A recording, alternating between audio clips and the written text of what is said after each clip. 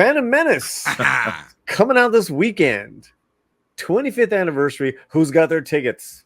We got our popcorn bucket in our cups when we went and saw the Mummy because they already had them out. I was like, "You would just get them now?" Yeah. More power to people who want to see this. I got duped into going to see the 3D version because I thought maybe, just maybe, if people go to see this, we'll get the OG trilogy in 3D as George had already converted them, but that didn't happen because this had played so poorly that time. But you know what? I think it'll do better this time simply because the taste of Disney Star Wars in their mouths. I think people will want to go see something like this. So you never know. This might do well. I wouldn't mind seeing the pod race again on the big screen, RMB. Yeah, I mean, look, Ben Quadinaros. I want justice for Ben Quadinaros. I mean, I'm still waiting for Ben.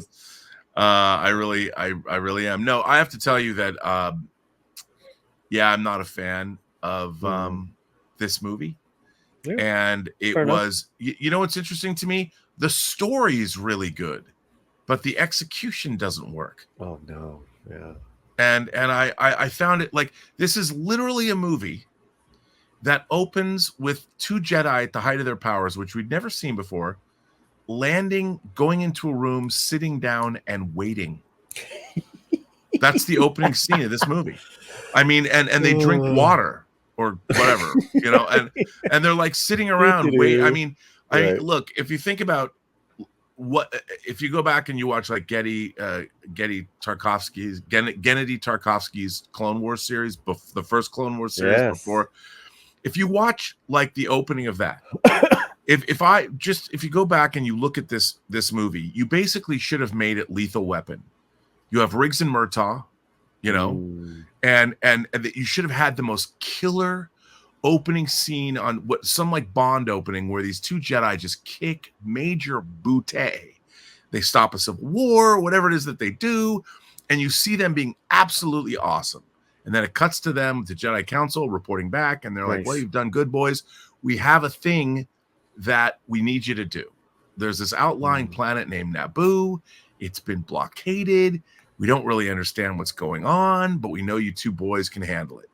So could you just head out there and see what's up and go from there?" And they're the detectives. They're these cops, you know, make it a 70s conspiracy thriller. They're like, "What's going on here, man?" And that's all you needed to do. But the problem with this movie is that George Lucas believed that Star Wars was a kid's movie. And no one else who was working on it thought that. And he finally went back, but he'd forgotten what it means to be a kid. So this movie is completely stilted. There's not one scene in this whole movie that has any reality or any kind of, because every performance is weird and stilted. Because he could use digital technology to take the head off one performance and put it on the body of another. He's literally putting together all these scenes digitally because it was the first time he could work this way. Right. And it wasn't quite where it is today. Yeah. You know, it's funny. I'll tell you a funny story about this movie. Chris Gore sent me the screenplay for this movie. I don't know where he got it, about a year before it came out. Same script. And he goes, you gotta read this script and put it on your Star Wars soundtrack. So I did. And I thought this movie was going to be the greatest movie ever made after reading the script, because the tone, the design and the tone and the presentation of it all in my head was perfection. And the way, but when I finally saw all the movie, not one single choice. As much as the pod race is cool, the character design is so goofy that you don't believe any of it. You know, you're looking at these Sebulba. It's like, what cartoon is this from? And why does it look like this? I didn't believe a shred of this movie. Not one frame. Not to get everyone down. They're all like, I can't rip into it any harder than you just did, Rob. Yeah, it's pretty good. I was one of those guys. I had gotten all the tickets first night. I had gotten this poster, which is framed against. By the way, I love this poster. I love this poster. Great poster. Yeah. I also have the other one where it's just Jake Lloyd up against the another great poster. That's the problem. The poster, the soundtrack, the trailers, trailer was okay. They're all better than the movie. In fact, they dropped the original trailer in you know, to promote this, and I was just reminded of how that was the first thing to really break the internet, because you had to sit there and wait for like hours for it to download over dial-up to watch it in this little Apple window. It's like, I'll tell you, we just sat there and watched it over and over and over again. When this movie was finished, when everybody walked out of the movie perplexed, because they walked out, here was something everybody loved. Yep. And they walked out of this movie not understanding why they felt the way they felt. They didn't. It was. Yep. I'll never forget. It was a perplexed. It was an entire theater of people that were looking around, going, "What just happened?" I mean, it was. I've never felt anything like that before or since. Ever. TLJ. When I saw The Last Jedi, I walked out like that. I was shell shocked. I didn't know what to do. I didn't know what to think.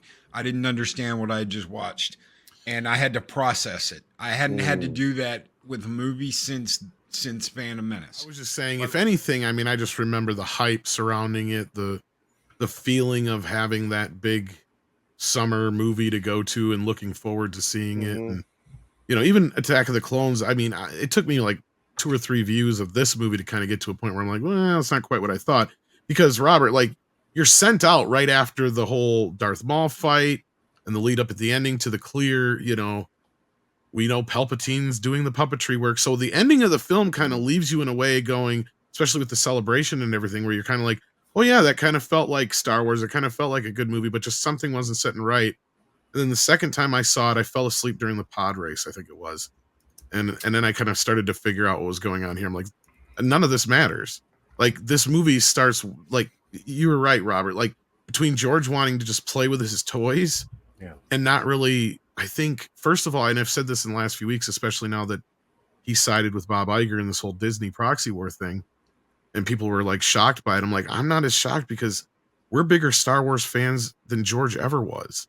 Yeah. Like, he got saddled with this thing. This was not something he wanted to do for the rest of his life. And he really didn't plan on doing anything more than the original films until he saw and was working on Jurassic Park. And he's like, you know, I want to use my toys too. You know, and he saw those dinosaurs and he's like, I can do more now than I ever could before. And the special edition was a test to see if he could get away with it. Yeah. I mean, if you read Rinsler's making of book, his coffee table books of the making of Star Wars, Empire, and Jedi, if you read the making of Empire Strikes Back, everything you need to know about his relationship to Star Wars or non-relationship to it is in that book, because he had so little to do with Empire Strikes Back and it almost ruined his company. It's really interesting. Okay, that being said, guys, it's 25th anniversary. The generation that saw it as a kid in the theater is Fernando's generation, right? This is my favorite movie, Star Wars movie. My first Star Wars film I saw in the theater. My older sister, boyfriend, at the same time took me, and younger brother. This film is my childhood. I think this is actually now what Fernie said. Thanks for being here, Fernie. Because of people like Fernie and the last 10 years of garbage wars, Phantom Menace has a new life. That's what I was saying. I think it's gonna. I think it's going to do really well. What are your thoughts? Well, I think the great thing about this, I mean, it's like all of these franchises that are now. I mean, Star Wars is almost 50 years old. We're 3 years away from its 50th anniversary, and like the Bond franchise, whenever you come to something, really shapes your opinion of it. And if you had seen, I mean, this was, after all, episode 1. If you sat down and watched this, if I was 7 years old or 8 years old and watched this movie in a theater, and it was the first Star Wars movie I ever saw, it'd be the most amazing thing I'd ever seen. I wouldn't know any different. And it would shape my life. And I'll tell you something, after seeing this, it would be very difficult to go back and watch the original Star Wars and come away with it with the experience that we who saw it opening weekend in 77 would have had. Because the progress of technology, we're not going to be seeing the same things that. So it's really about the time of your life in which you experience these things, and civilization, like we talked about, evolution, things change so quickly now, and that's why I never. If somebody says they like Phantom Menace, they were a kid when they saw it, I'm like, that's amazing. That was great. You felt that way, and it's not. I would never want to invalidate someone's opinion because their opinion. They were there.